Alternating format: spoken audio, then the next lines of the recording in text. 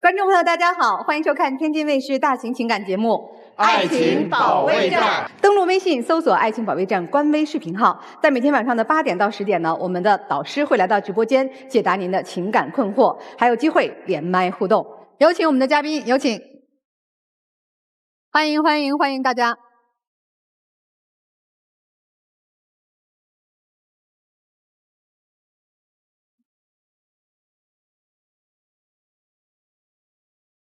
本期第一对情感嘉宾，苏先生51岁，来自天津，退休；于女士50岁，来自天津，退休。他们遇到了怎样的情感困惑呢？你们的感情出现了什么问题？退休之后啊，他天天出去野，不着家，也不顾家。我说他也不听，听了也不做，做了也做不好，我真的没辙了。这家我根本待不下去了。他现在脾气大，还强势。他怎么看我都不顺眼，还得把我困在家里，我委屈极了。你来节目的目的是什么？我想请老师们帮我好好教育教育他，别老了不着调，有好日子不会好好过。在家说不清楚，他一言堂啊，我没地位，我就希望他能给我一点私人空间，别把我看得那么紧。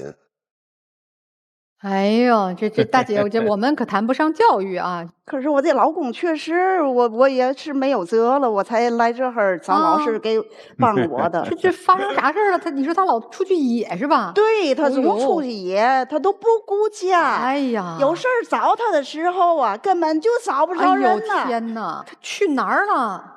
他去哪儿啊？他退休之后啊。他认识不少的朋友，他就一起总是玩去啊，乐去啊，出去野去，不是听相声去，喝茶去，喝酒去，聊天去。我们也不着家，我觉这2年不干也退休了吧，正好休闲一下吧。另一方面呢，主要是嘛，你也看这短片了，他这2年脾气太大了，我感觉他是更年期。哎呦，别总拿不要给更年期扣帽子啊！是啊，就说平时的原先挺温柔的，就这1、2年啊。看我哪儿都不顺眼。哎呀，老师，我跟你们说，你听听啊。去年吧，我觉得我家有点闲钱，我说怎么买个房子，最起码呢有保值，要不然呢租出去呢还有点小收益。然后他推3阻4，总说没时间。我一想个办法吧，我又哄他又劝他，哎呦，弄了半天，我才弄他跟着我去看房去，看这个房子呀，人家给他讲。他也没精神听，一会儿啊倒腾手机，一会儿打电话。我本身就不愿意买这房子去，因为嘛，我们家也不是刚需。另一方面，房价呢，它也不稳定。他现在脾气太大了，天天闹买房。我是跟他去是为了嘛，救护他，稳住他。你说不买就不买了，你都不着家，你妈家里头的事儿都不管，还不允许我说提个想买房的事儿。那我就问问老师们。如果我家里边的存款我分为2半，他1半我1半，我拿我那个钱我去买我自己想要的房子，那可以不可以？可以嘛？不，那怎么可以？我就听老师的。你听老师的，咱家的事儿，你听老师的。如果你要不出去风险，这事儿咱俩还可以研究。律师说清楚了，你们共同财产啊，就是现金的那一部分，他有1半的这个权利是吧？对。他如果拿这1半钱买了的房子。就是他自己的，再登记到你的名下，那就是你自己的。那太好了，谢谢老师。哎，所以咱现在把你这情绪价值提供的不好的这事儿，咱一个一个说一说吧。首先，大姐有能力这么做，并不代表她就一定这么做。哎，对了，不是给你们拿主意，你也不用担心。就他这老出门不着家，耽误过什么事儿没有啊？耽误过呀。也有一次吧，我呀去菜市场买菜去，我把脚给崴了，我都走不了道了。我给他打电话，我说的你回来吧，弄我看看脚去吧，我实在走不了，太疼了。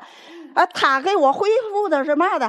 哎呀，我回不去呀，我跟那个一块儿的喝酒了。再说了，我回去我也弄不了你看病去，我开不了车了，喝酒开不了车。哎呦，气得我呀！他本身不是那情况，你看，他又强词夺理。你让他回到家之后，他还怀疑我说嘛呢？我以为你编瞎话，又拽我回家。他原先发生好几回，我在外面跟朋友玩，他给我打电话，告诉我手碰了，回家之后根本就没碰。这次我以为他又是骗我了。没想到就说回去之后看他脚丫确实肿了，肿了之后呢，我又给上药，又嘘寒问暖的，那2天都伺候他，我也给他赔礼道歉了，我觉得这就可以了。赔礼道歉有什么用？我脚还不是孩子带我去看的病，所以这外边的聚会吸引力挺大哈。对呀，我就是因为我脚坏了，我都拽不回来，我就想那个是什么人呢？怎么那么吸引他呢？我都弄成这样似的，他都不回家呀。等我脚好了，他再聚会去。我跟着去，去了，我这一看，这帮大老爷们儿，哎呦，我真是，我一看他们，我脑袋就有点发炸呀，吹大牛啊，哎呦，砍大山呐！我再看我老公，哎呦，乐的呀，那嘴角啊，都快到腮帮子了。关键是嘛呢？他这个聚会呀，他不是说的2小时就完事儿，一弄6、7个小时。我就跟他说，我说的都几点了，都晚上11点了，我说咱回家吧。我还们正高兴着了，你就要回家，你看以后这场合我还带得了你吗？我能带你出来吗？你要走你走你的，行，你说让我走，我就走，我背着书包我就走了。我就往外走的时候，哎，他还带后边还说多难听的话，就这个，我一会儿到家我就全给他休了，多绝呀！说这话，我那天不也喝点酒吗？这话多绝呀！说的。老师您不知道，坐那没有10分钟，他就总用手指捅我，就赶紧走吧，赶紧走，我反击了，可能也是喝点酒的原因。我也发点脾气，回家我又跟他道歉了。那你说怎么办呢？你看他和他的那些朋友眉飞色舞的那么高兴，我的好朋友姐妹请客吃饭聚会，我说我带着你一块儿去，他不乐意去，我说人家老公都去，你跟我一起去吧。好，到那儿这脸子大了老长的啊，我那闺蜜的老公跟他聊天说话，他就带打不理的，就这个样子。回到家里头，他还要跟我事儿的说嘛的。那个人说话哈摆大样，那个人呢说话那语气啊根本就没法听。他们那个酒桌老师说，本身我就不愿意去。你说那么一大桌的人，菜也上齐了，一点酒也没有。你说没有酒，你坐那干嘛？人家是健康局啊。再说聊天了，都是他的姐们儿，他的朋友。我也不愿意多说，因为他现在事儿挺多。我多说一句吧，他回家也说我；少说一句。也是我的错，干脆我就一句话也不说就完了。我们闺女其实也说，爸爸你少出去，你在家多陪陪我妈妈。可是他总是答应，哎，好，虚心接受，坚决不改。孩子背后跟我说可不像他俩说的，我觉得还像了我，还是因为嘛背后就说嘛呢，我妈更年期是怎么的，总唠叨，爸你别跟他着急，你让着点他。所以说我还是听孩子的。他就为了跟这个朋友们聚会呀，这个事儿那个事儿的，他整天不闲着。他去年过生日不是50嘛，我就觉得虽然这个也不是什么大寿，但是也是一个大整数。我说的你也退休了，咱家一家人聚会高高兴兴的多好啊。他也同意了，同意了之后，到那天一睁眼起来就告诉我妈，哎，你简单的弄点捞面吃就行了，咱就吃面条就过生日了，没有必要出去。我说怎么了呢？朋友都跟我订好了，一会儿我们就有聚会。当天呀，我有个多年没见的朋友给我打电话，约好了晚上聚一聚。我觉着嘛呢是嘛，中午过生日呢，大伙亲人聚一聚，晚上我跟朋友聚一聚，都不耽误，都多好，都兼顾了。原来商量好的是晚上去吃饭是吧？是啊，那你变卦了呀？对，他变卦，他不仅变卦了，他和他朋友又吃饭吃得很晚回来。是啊，我那次又赔礼道歉了。又赔礼道歉了？他总赔礼道歉，但是赔完礼道完歉，回来没好2天，他还就态度挺好，死活不改。对，那回吧，12点了还没回来了。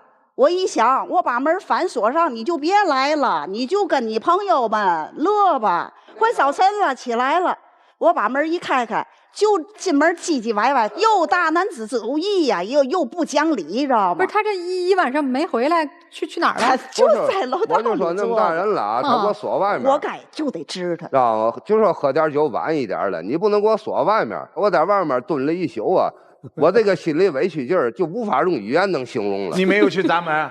我砸了2下，我不敢砸了，我怕扰民，让人看见了多丢人。2口子因为这个打架，所以说我给他也打电话了，屋里也响，屋里响呢没人接，我觉得他就是诚心不让我进去。我用尽了各种办法，也制止不了他放飞自我去。他一周出去几天呀？喝酒啊，聚会？他最早啊1个星期啊出去个3、4次，后来可能是认识的朋友越来越多。有时候啊5、6次啊，有时弄个1星期满罐了。都喝酒吗？大部分时候是喝。哇，那身体受得了吗？对呀，我就想到了各种的办法。我跟他说，你都快弄成酒精肝了，我说你体检，没事儿，我身体吧。我说你跟我体检，你要不体检去，我也不让你出去了。一体检呢，反都合格，我也没有辙了。我跟大夫，我求大夫，我说您能不能吓唬他？您告诉他你不能喝酒了。那不能吓。大夫说我们现在没影响他的健康，我们不能干这事儿。大哥，你咋就那么不愿意回家呢？哎呀，没办法，就他天天在家唠唠叨叨。我跟你说，老师啊，现在就我在家炕上坐着，他也不行，站着也不行，我感觉处处盯着我。你坐着他会说你啥呀？坐着让我干活去，家里活干完了，外面他也给我找活去，弄得我就天天不让我闲着。这外边什么活啊？外面就他姐姐家装修，让我去给盯着去。他姐姐家呢有姐夫，有儿子，都身体都挺好的。你说让我装修盯着嘛去？我娘家有事儿，你要是往前边冲一下，人家一夸你，我那个多有面子呢。我跟你说，就他姐装修，我都不愿意提这个。今天到现场我说说，他姐家装修完安个空调，安空调挺好嘛，有安装工人安装不就完了吗？他为了省这安装费，非得让我去安装。你说我是懂点，我又不是专业，给我气的。我一看这个，我自己雇了一个工人，也是我的朋友，安装也挺好，人家也不要钱，因为朋友嘛。然后安装完了之后呢，我又请那人吃饭，吃饭那钱比安装费要贵出来3倍。后来他也不愿意了，实际上我特意让他知道的，就是以后啊，他姐姐他们那活儿，你别找我，还不如自己花钱去干。你说他多能算计，那你没办法。他还特意回来告诉我这样做就是为了杜绝你姐姐总找我干活。他俩姐们儿呢，朋友那个干姐们儿的，家里都让我给帮忙。呵，啥事儿啊？嘛事儿都有，咱就说一件就完了。他有个姐们儿，有个儿子，高考结束了，放假了，然后学开车。我认几个驾校的朋友找我，我也明白，找我就为了省点钱。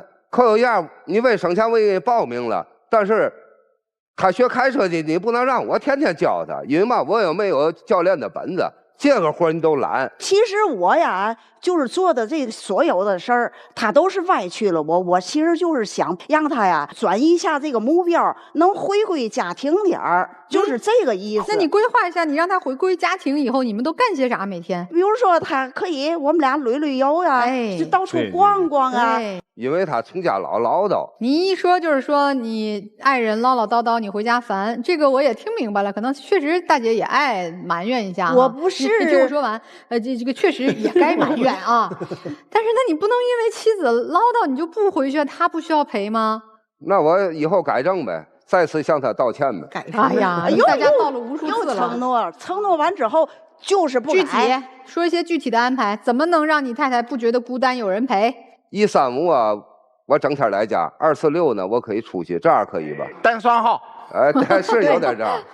这单双号也是，那也够频繁的。这么大的岁数，都50出头了。他这个才50多岁，我认为单双号还是合理，双休的不算。我再问一下大姐啊，那可以，咱都得两边都问啊。你说这大哥特别愿意出去聚会哈，他说是因为你唠叨啊，你觉得他为啥就不愿意回家呢？我觉得可能他是跟我过腻了嘛。大姐，我就这么跟你说吧，就算你在外面支了个饭局，请他去喝酒，他都不一定奔你这个局去。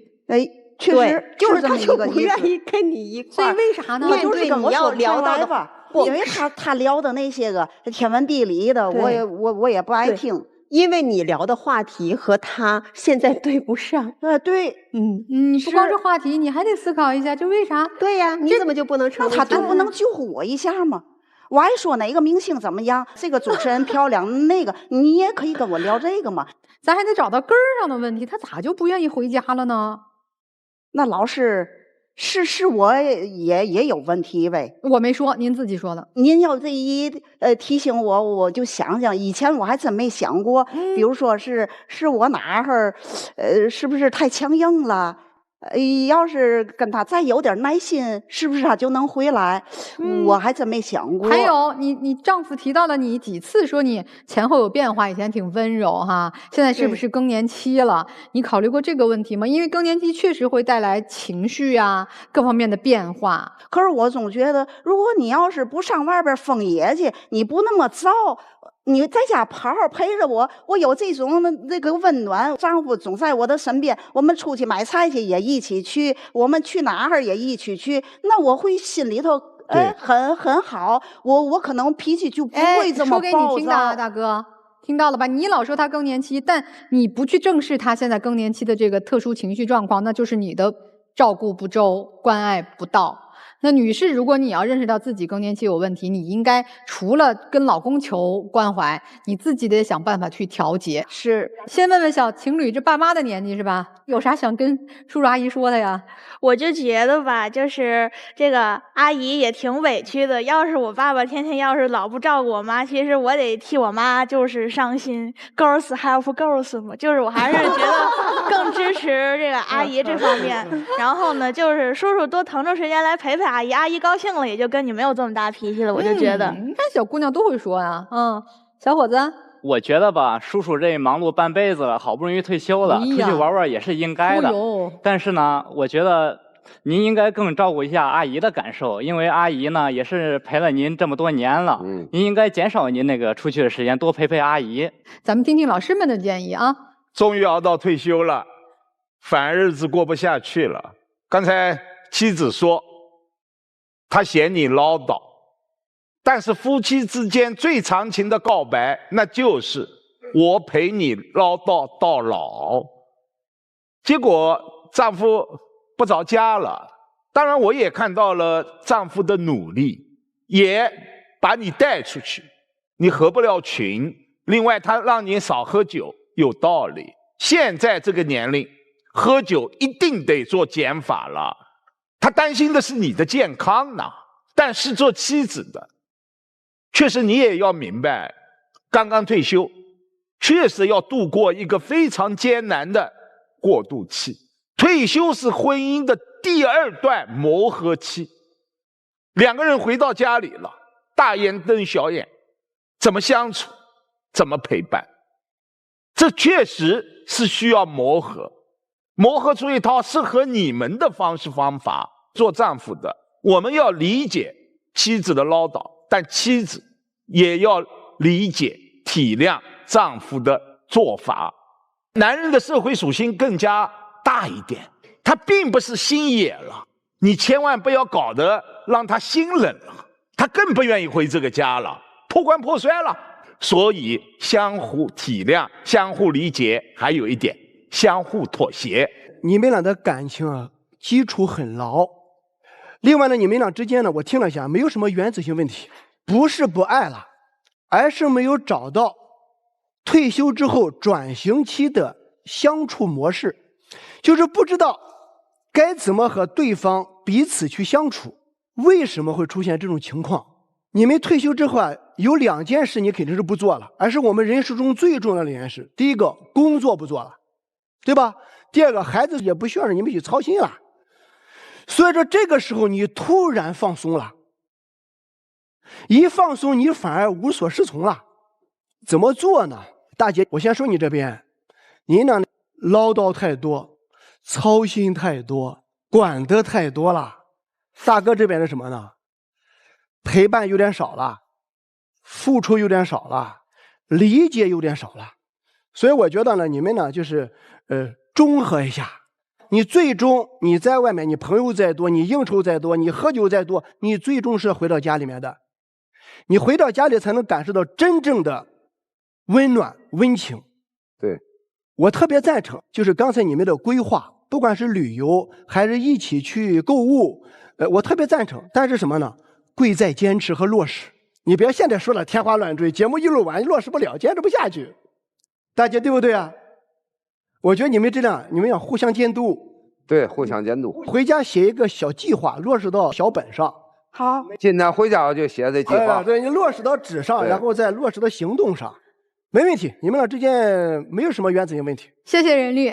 电视机前的观众朋友，如果想更多了解任占敏律师的话，去微信呢搜索北京冠领律师事务所的公众号，然后呢就可以找到任律师。如果您有任何法律方面的问题，都可以和他咨询。我得先批评先生啊。我们好多人都不愿意面对，女性也不愿意面对，说我在进入一个特殊时期。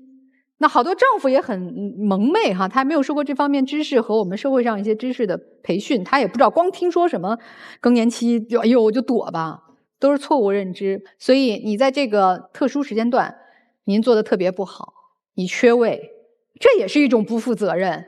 但我姑且理解为您不了解。你看，你刚才抱怨好几次，说我太太怎么跟以前不一样，以前好温柔的。她在经历女性身体的一个很特殊的时期，她的各方面激素水平在发生一个断崖式的下降，这势必会引发身体的一系列的生理反应。那我们这个科学的统计啊，只有6%的女性是在更年期没有任何症状就度过了，所以说94%的女性她都会有这样或者那样的不舒适感。其中非常重要的就是情绪的变化。你也观察到情绪有变化了呀，你为什么不去重视呢？你说，哎，他一生气我就跑，这不就叫不负责任吗？你应该去包容理解他现在的不开心啊、烦躁啊，怎么狠心把我锁在门外，是你的体验感不好，但这就是你在此刻应该去更包容、更温暖、更宽厚要去做的事儿。对大姐说的，我们人想要快乐，核心还是靠自己。你靠他，他不懂；是。你靠他，他粗糙；你靠他，你还担心他出去喝酒喝坏了。对呀，所以咱得自己爱自己，这是第一位的。爱自己的表现，如果身体哪里出现由于特殊时期带来的不舒适，我们是有针对这个特殊时期的一些方法的啊，不管是生理上的、心理上的、医学上的，都有方法解决、减缓咱们这个不适感。这是爱自己的表现，对吧？第二，找兴趣爱好呀。你天天追着他干啥呀？他一大糙老爷们儿，出去全是男的，这抽烟喝酒的，是不是？你这漂漂亮亮的去了，把你都熏臭了，对吧？你在你的兴趣爱好投身其中的时候，你也会产生很多快乐的情愫，来让你更舒服。然后呢，很多事情就会化解。所以这是我的建议啊，不同的时期我们要调整自己爱对方的方式，才能让我们的爱长长久久。好。婚姻不易啊，谢谢您啊，谢谢老师，继续努力。男人和女人，其实在就是这个年龄之后，你们面对着人生不一样的选择，就原来都是忙忙碌碌的在职场打配合，现在突然间回归到家庭当中，男人其实更担心自己在社会关系当中他是缺失的。你突然间在他退休之后把他拽回家里，他在社会关系当中就全部都被你锁死了。在那个酒桌上，大家都在那儿吹牛。我跟你说，为什么会喜欢吹牛？其实，在吹牛的过程当中，本能是在提升自己被赞美和被认可的价值感。其实大家都知道吹牛了，但是就没有人像你那么冷静的戳穿了，就是融不进去的社交圈，咱别带着咱们的冷静进去好吗？好，那是他真正需要表现价值和被认可的地方。然后大哥呢，你就真的别跑了，你这辈子你也跑不了。你不仅跑不了，其实你也不想跑，你就是想躲一躲，躲躲清静而已。对对对，我们应该想该用什么样的一个方式，让以后的生活能够推入到一个更好的正轨上。是，首先现在这种社交局对于你来说，不是一个会让你的退休生活变得更有激情，变得更健康，变得更向上，或者变得更饱满的一个局，它只是一种选择。你可以选择社交方式的改变，比如说大家一块钓钓鱼，这也是一种社交方式。如果有喜欢登山徒步的，一起组团周末登山徒步，这也是一种方式。如果你不愿意单独和大姐出去旅行，你们组一个旅行团，几家人一起出去旅行，男的和男的在一起，女的和女的在一起说话聊天，也是一种方式。现在这个局它融入不进来，你可以有这个，不用全砍掉，但是你也要有和他共同去社交的方法。大姐，你可能原来真的被他宠的太像一个小公主了，什么都跟他要，他也从来没有拒绝过你。但是真的到了这个年纪，人是需要空间的。他哄好自己了，你没哄自己啊。你开心了，你对他就没有那么多的要求了。大家在一起，要求都降低的时候，幸福度是会上涨的。4位老师的意见我都不同意。天呀，我的看法跟他们截然相反。哎呦，我们都劝和。妹妹，你比我小。哥哥好。哎呀，我的天呀！真的，我跟你老公同岁，但是他居然现在要退休了。他现在为什么退而不休啊？就是他心里闹腾啊。是。你们俩基本上岁数差不多，但是女性在这个年龄层次就要认识到和男性的差异。女性会向内探索，会更关注自己健康。男人是向外探索，他现在应该去奔事业，应该去找自己的存在的价值。正当年啊，怎么就退休了？明明我们现在形容青壮年啊，吹牛啊。为什么没有那个工作投资机会，然后体现自己价值？当然吹牛了。可惜他们吹的都是过去。吹着吹着自己也觉得无趣，喝点酒掩盖一下。上班那会儿在外头一样也见不到你，为什么不说他外头野去了？现在他去外头找价值去了，为什么不能理解呢？妹妹，那时候是他挣钱养家呀。对呀，我必须得。那现在就该干嘛了？开始第2次日出了。我挣钱不是为了养家了，而是为了真正让我们的物质生活再上一个台阶儿啊！刚50，大把的机会，怎么就给我们归为退休那个层次了？我们有的是什么经验、阅历，还有我们对这个社会的体验，我们的资源啊，对不对？你真的认为他们几个人在这吹牛就吹不出点项目来吗？别老跟家待着。对，为什么他显这种颓态啊？他其实身体挺好的，但状态不好。让他更好的状态是什么？找一份事儿去做，继续发光，对不对？是。正好现在孩子没有这负担了，已经上班了，对不对？对对。让他大胆去干点什么事儿吧。怎样的生活方式，你们去选一个适合自己、适合彼此的，这个很重要啊。好，谢谢老师。行，那我们请2组嘉宾交换位置。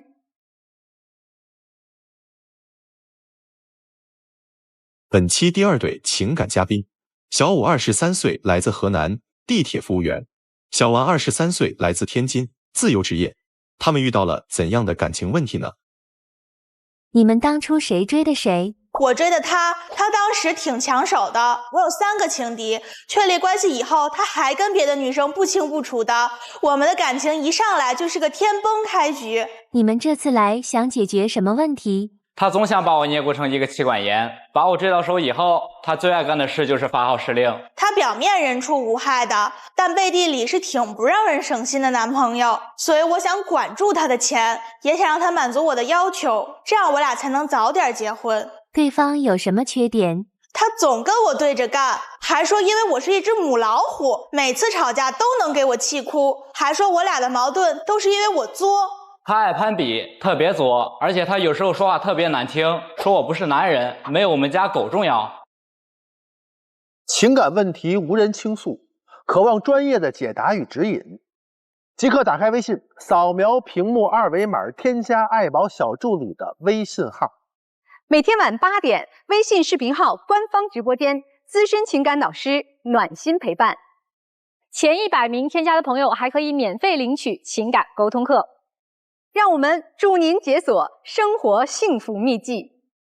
哎呀，咱先从开头讲讲吧。你说一开始就是个天崩局。对，因为就是他在我这就是一个高危男朋友，我俩就刚在一起的时候，就还有3、4个女生跟他保持不清不楚的关系，而且那3、4个女生就是明确跟他表白过的，就是说那种哎呀就喜欢他，就是明确跟他说过，他也知道那几个女生是喜欢他的。但是我们之间真的没聊什么呀，我和他们只是普通聊聊天而已啊。但是那几个女生根本就不知道他有对象的存在，他也就是不主动不拒绝，人家喊他吃饭，哎呀我就去吧，人家给他发微信，哎呀我就回吧，跟我说什么，哎呀觉得不回不礼貌。那我说你跟人家说你有对象，人家不就不找你了吗？我有个好奇，你为啥在众多追你的女孩子当中选择了你的现任？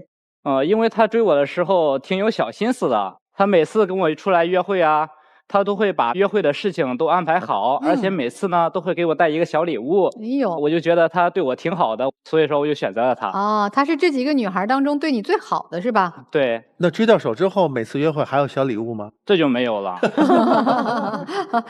行，那后来这几个女孩都清楚了吗？清楚了，就是我就逼她嘛，我就跟她就说了，你要是说你不把这女的你当着我面你不都删除拉黑了，咱俩就别过了。然后我们俩在一起半年的时候就又不行了，我突然有一天发现，因为他之前他发小给他介绍了一个这么个女生，也是就是跟他打着这种谈恋爱的名义，就说喜欢他，觉得长得帅什么的，然后给他发微信让我看见了，跟他说什么，哎呀哥哥，你看我新买这身衣服好看吗？你跟我说说，然后还夸他什么，哎呀哥哥你打游戏真厉害什么的，哎，我当时我接受不了了，我就疯了，我说你不知道他喜欢你，你还跟他聊，咱俩都在一起半年了，我们就是普通朋友啊。我就逼他不行，后来我就是你朋友圈，我就是看见只要有女的要发一个说我觉得穿着好看照片衣服的，我都不行，就必须都删了，你都得给我删了。太强势了，太喜欢对我发号施令了，就没有安全感了。你说他这样，我就觉得他招蜂引蝶的，连出去玩一下就有事都有人加他微信，你长得好看吗？我就是没有安全感嘛。我朋友圈那些女生就是发了个朋友圈，我什么都没点赞，也没评论，我也没跟他私聊过，就要把他给删了。这个只要他有边界感，删不删都不重要，怕就是怕他没边界感，删了还有别人。对，所以就没有安全感嘛。所以就我俩在一起1年的时候，我就觉得正好我们家有一个我爸妈空出来那个房子，我说那个正好你毕业了，你搬过来，咱俩一起住。嘴上说着想跟我一块住，其实就让他监视我，就是限制我的自由。那你去了没？我去了呀，但是因为他强力要求了，我不去没办法。不是我强力要求的，是我当时跟他说了，那个你搬过来，我让你免费住我房子。你要是你平时你出去租房子不还得花钱吗？我说我供你吃，我也供你喝，我给你做饭，我给你买衣服，你喜欢什么我都陪你做。然后呢，我就跟他提了个小要求，我让他把工资得上交给我。一开始他答应我了，我才让他过来住，他不答应我就不让他来。然后呢，就交了1个月，第2个月就不给我了，出尔反尔嘛，他都答应我了。那我又舍不得嘛。那为啥交着交着不交了呢？因为我觉得吧，我现在刚毕业嘛，手里也没什么钱，而且呢，他家里也会给他一些生活费，他那些生活费是完全足够他那个日常的开销的。我觉得我的工资对他来说完全是没必要上交的嘛。我不是说缺钱，我就是想把他的就是工资给我。我就怕他还之前一样，他这些钱花给别的女生怎么办？我又不知道，而且我也不是说真像那种妻管严一样，每个月就给他发500块钱当生活费。他说他想买个游戏皮肤500，我说给他买。逛街的时候看见个喜欢的大牌子的衣服，6、700一个 T 恤，我也给他买。在我这花的钱都超出他的工资，我只是就是不怕他瞎花钱花给别的女生，我就是没有安全感。但是我就接受不了啊，我就接受不了我工资上交呀。对啊，哪怕问题是他有不交工资的底气啊，你不敢甩了他呀。他给别的女生花过钱吗？就是给人家过生日买礼物什么的嘛那种。买的什么礼物？买了一个那个杯子，就是牌子的那种杯子，100多块钱。那杯子代表一辈子，那我觉得也有特殊意义，也不行。杯子代表一辈子，我这你看这就是妻管严嘛，就是送一个杯子，他想那么多。他见过你妈妈吗？你都住你家了？他见过，就见过我妈，没敢让他见我爸。哦，那妈妈怎么样啊？对这小帅哥满意不？不怎么样啊，因为你看他本身又是没车，又没钱，又没房子，什么都没有，他就是个3无男友。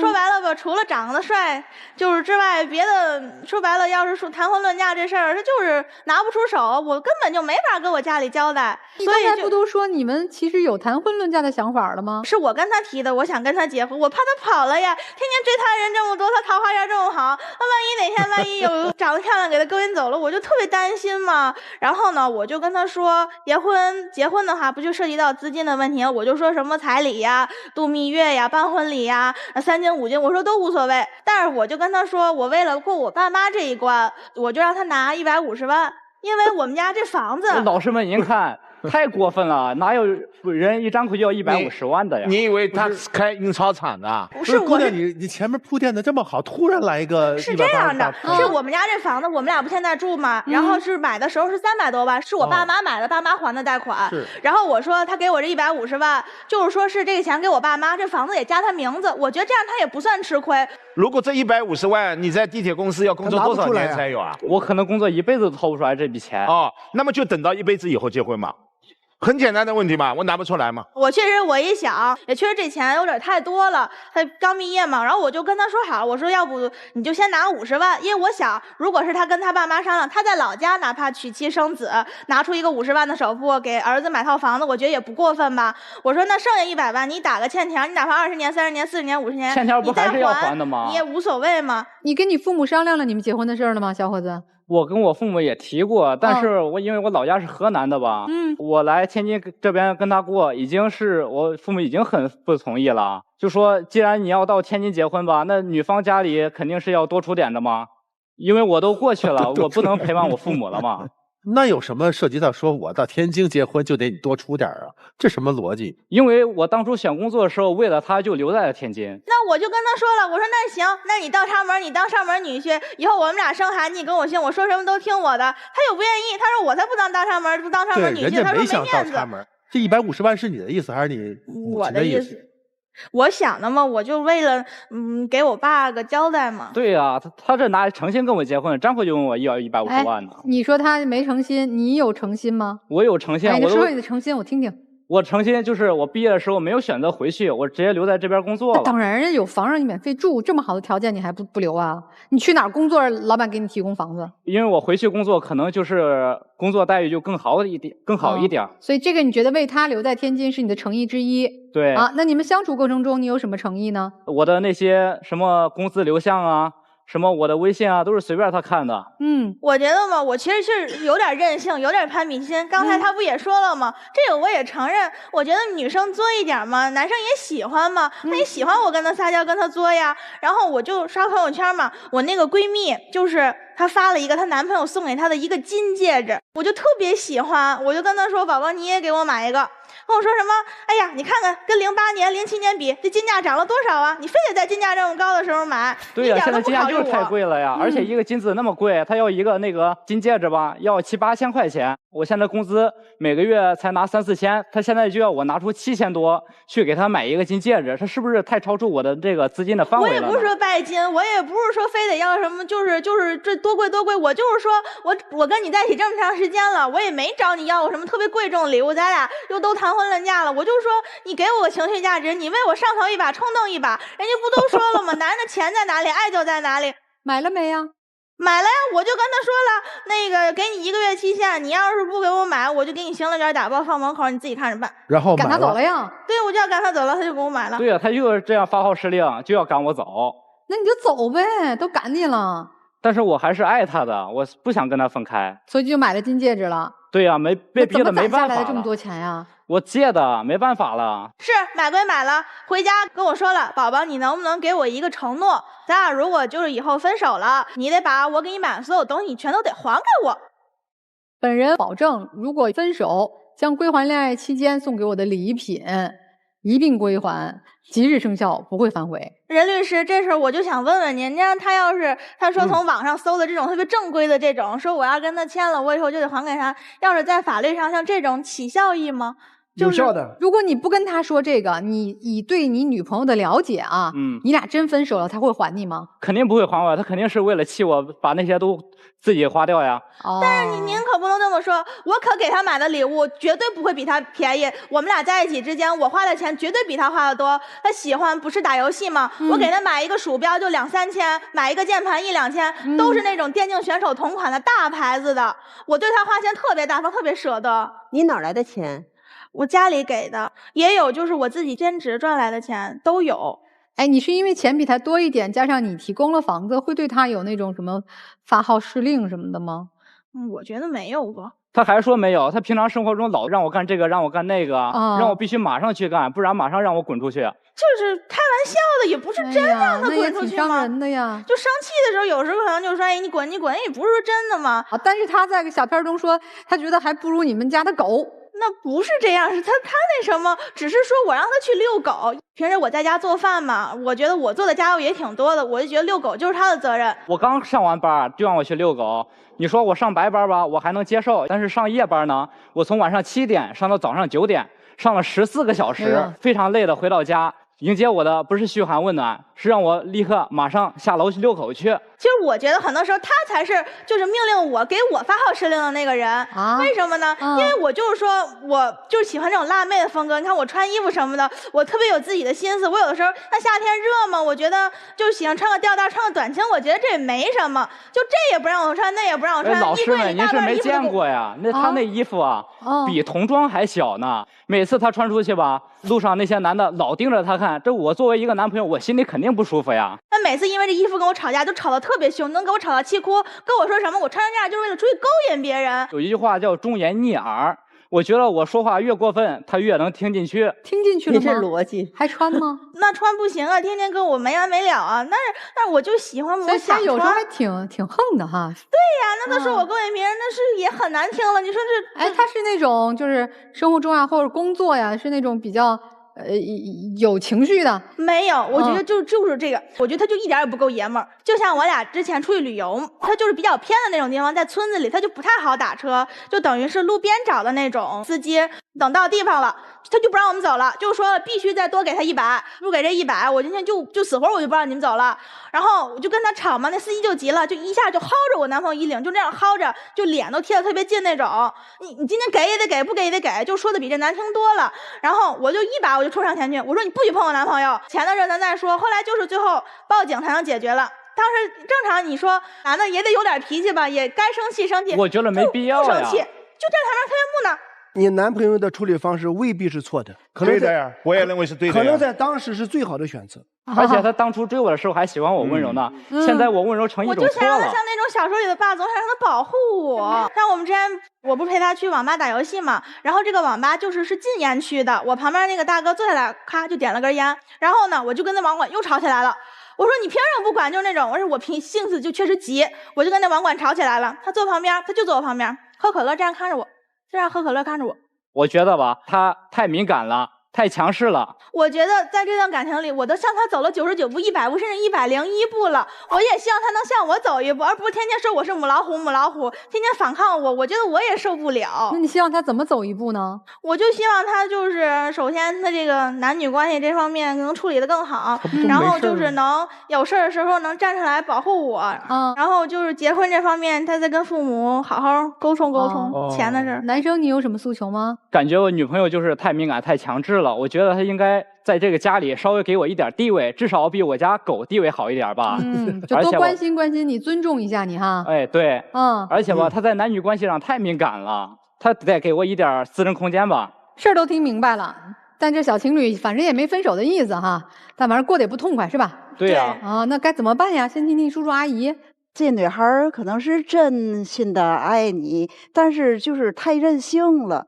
而且提要求呢，也得按照他的能力去提。这个男孩子呢，其实也挺在乎这女孩子的，但是呢，别那么小气。你现在送给他的礼物，就打算着以后要是分手了，还得还给你，这家事就觉得不好了。这小伙子说一下啊，就说你脾气和性格我觉得不错，但是呢，经济基础差一点，没问题，还很年轻。有的是机会挣钱，对，祝你们以后未来美好。谢谢叔叔。谢谢叔叔。听听老师们的建议。刚才小片里，男生称你是母老虎。对呀。我断言你不是母老虎，但你是纸老虎。你说钱在哪里，爱就在哪里。对呀。我只有管住你的钱，我才管住你的心。很显然，这一些都是网上的鸡汤。你喝了这一些鸡汤以后有效果吗？他交了1个月工资，第2个月照样不交，你无可奈何。你说你是不是纸老虎？另外，您去看，你有没有感觉您踩了他的雷池？你总认为在物质上，我满足你呗，我掏钱呗，我们家里也有的是钱呗。但是你把他真的当男友了吗？3无男友，这是不是对他的侮辱？男生明白无误的告诉你，你享受不了这段爱情。如果要继续耗，你继续忍，但忍了一时，忍不了一世。等到最后，原则性的问题一定都会出来。女生啊，其实你是一个矛盾体，你喜欢他，又想把他完全掌控住。让他隔离，活在真空中，不和别的女性，尤其是漂亮女生打交道。你这个想法就不现实、任性、不成熟，其实说白了有点很幼稚。那不可能。你刚才说了，你和他结婚，你房子不要，是吧？但是你回头又给他要钱了。其实这个钱就是房子的转化物呀。你不要是把这个事情啊，这个150万或50万往你父母那推。我跟你说，这里面有一部分是你的真实想法。那你说结婚男的1分钱不拿也不现实呀。所以你的陈述前后是矛盾的。就说你这一点你得问问自己，你这个问题怎么解决？你看啊，你让他工资上交，给你买戒指，而且你买戒指的时候你说了一句话，你说你其实不差钱，就想让他给你一个仪式感嘛。第三个，回到家你让他遛狗，你有没有注意到你这些事背后都影射出什么呀？影射着什么？你想让他听话。那我喜欢听话的男朋友。但他现在不想要这样啊，人家有自己的独立啊。你别看他温柔，他看起来有点弱，实际上他很坚强。你其实对他不了解，你有一点必须改。这个对你自己也有好处，对他也有好处。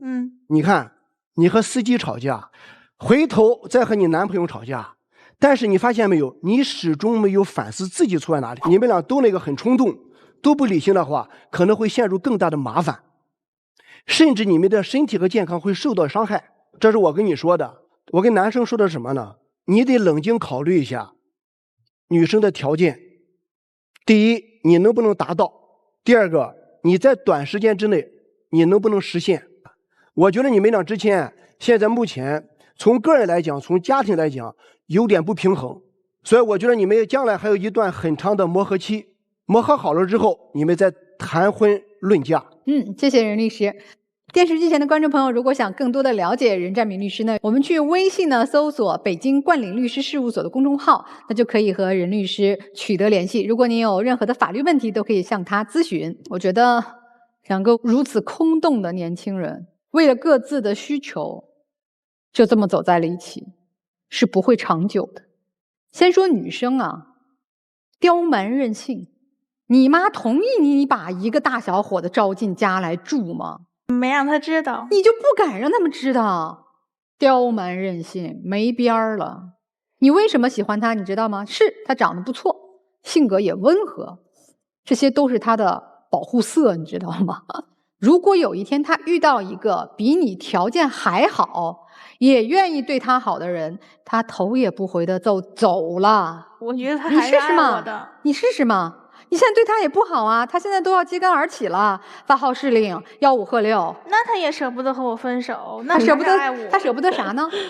那我做饭好吃吗？他说他喜欢我吃我做的饭。哦哟，那可有比你做饭好吃的姑娘了。那我觉得比我条件好，比我做饭好，比我长得好看，他也不一定能找得着，找得着也不能看。是的，这是核心。他现在没有找到，但他才20出头，他的人生还长着呢。所以收起你的刁蛮任性，你要去寻找一个真正欣赏你内在的男生。我觉得你确实可能家庭条件没有他这么好啊，但是我觉得男生你一大小伙子你跑到姑娘家去住，这也没关系。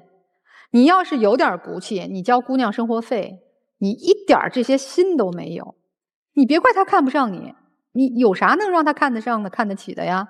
这么大好的青春去做自己擅长的事，去努力学习上进工作，你才能挣得好的生活。不一定说我们钱上一定要挣得多少，但我们至少要拿出真诚赤诚的心去爱一个人，才会收获对等的回报。姑娘，你真的挺骄傲的，但是你的这个骄傲真的不是你的爱情给你的，是你爸爸妈妈给你的。不是说他不爱你，我们也不是在那里预言说他将来找到更好的会离开你。姑娘，一段你不给他尊严的感情，你觉得你会走多远？你换位考虑一下，你是那个不可替代的，这是你爸爸妈妈告诉你的，但是你自己本身真的是那个无可替代的吗？你是说他找不到更好的，那很显然你也承认潜台词就是有比你更好的。人只有能够更冷静的去看自己的时候，你才会更清楚的知道你该用什么样的一种方式守护住你想要得到的人，守护住你想要得到的东西。所以你真的很在意幸福，你就不能这么折腾你的幸福。其实我甚至更多是觉得，因为你太骄傲了，所以在选择他的那一刻，你只是想赢。你有多爱他？我们不说他有多爱你，是你有多爱他。可能从小到大你都太想赢了，而且每一次你都不落空，每一次你爸爸妈妈都会让你赢得很漂亮。但是呢，这一次你也只是想赢而已，你用了一些小心思。你说我给你做烘焙，我给你做饭，我给你按摩，你说他是喜欢我做的饭，你天天做吗？你只不过是一时兴起才给他做一顿你学来的饭。真正在一段感情当中，两个人但凡能走得远，都是因为我能知道他到底想要什么，我怎么能不为难他，我怎么能够分担他。他现在没能力，你耗尽和榨干他，对于你来说，你越早榨干他，你也越早把他从你的生活当中推出去。姑娘，我觉得你做的每一步都让人不寒而栗。为什么？但是我想想，可能你是不会爱，因为你的原生家庭把你保护得太好了，你只知道接受爱。150万如此轻飘飘的就从一个23岁没有正当工作的女孩嘴里就说出来了，惊讶。所以你现在这个恋爱真的是在恋爱吗？你可能做了一场梦，你用你所有的资源去编织了一个梦，它随时会醒的。你用一个房子套住了一个男人，他现在之所以没有离开，是因为他现在没有能力离开。他之所以现在能借钱去给你买那个戒指，他觉得自己不配。那这个戒指能套住你们吗？所以他告诉你，一旦我们分手要还给我的。你真觉得那件事不会发生吗？你真的要审视一下你们的关系，然后真的审视一下自己的过往和你的未来应该是什么样的一个日子。我们面对现实吧，否则你会摔得很痛的。好，老师说了很多啊，供你们参考。那也请我们两组嘉宾回到门后，做一个思考之后，看看你们最终选择。来，请回。电视机前的观众朋友，欢迎登录优酷视频和腾讯视频收看节目的完整视频。欢迎登录微信搜索“爱情保卫战”官微视频号，添加关注。每天晚上8点到10点，我们的导师会来到直播间解答您的情感困惑，更有机会连麦互动。我们先看看这对夫妻哈，请开门。这个肯定。哎呀，这恩爱的呀！欢迎回来，真好，真幸福。以后呢，我回归家庭，好好跟他过日子，带你旅游去。哎，我也多对你有点耐心。哎，对，他在这个场合说你不放心，他一定说到做到，我坚信，是吧？没问题，坚信，坚信。好，谢谢老师，谢谢各位老师。美好发生，怎能不看？让我们一起进入真情时刻。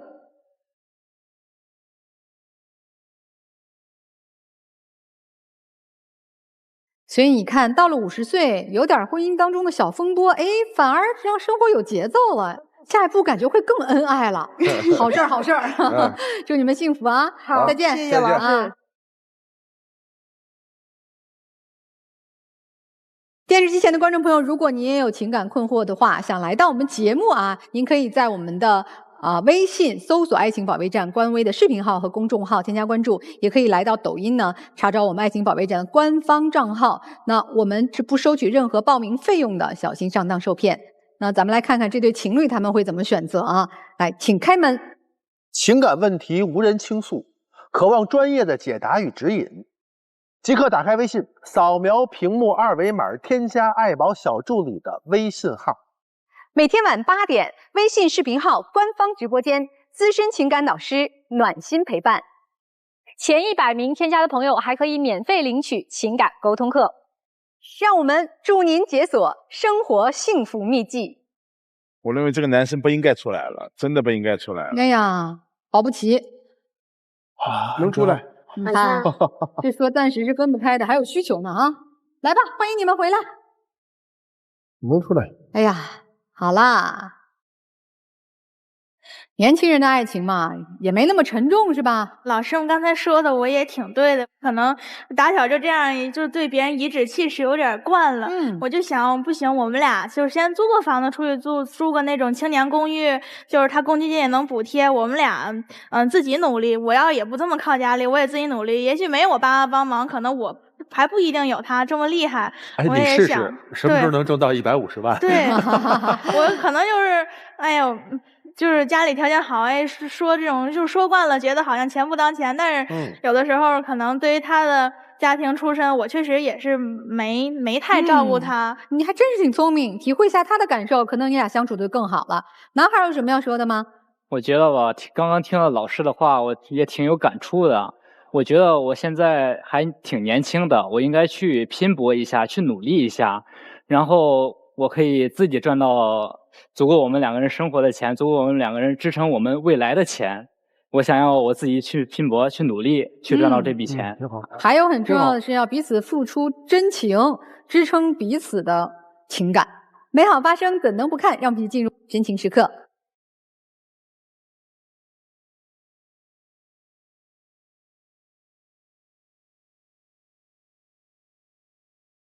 好嘞，好嘞，哎呦，哎呦，哎呦，挺亮灯吧？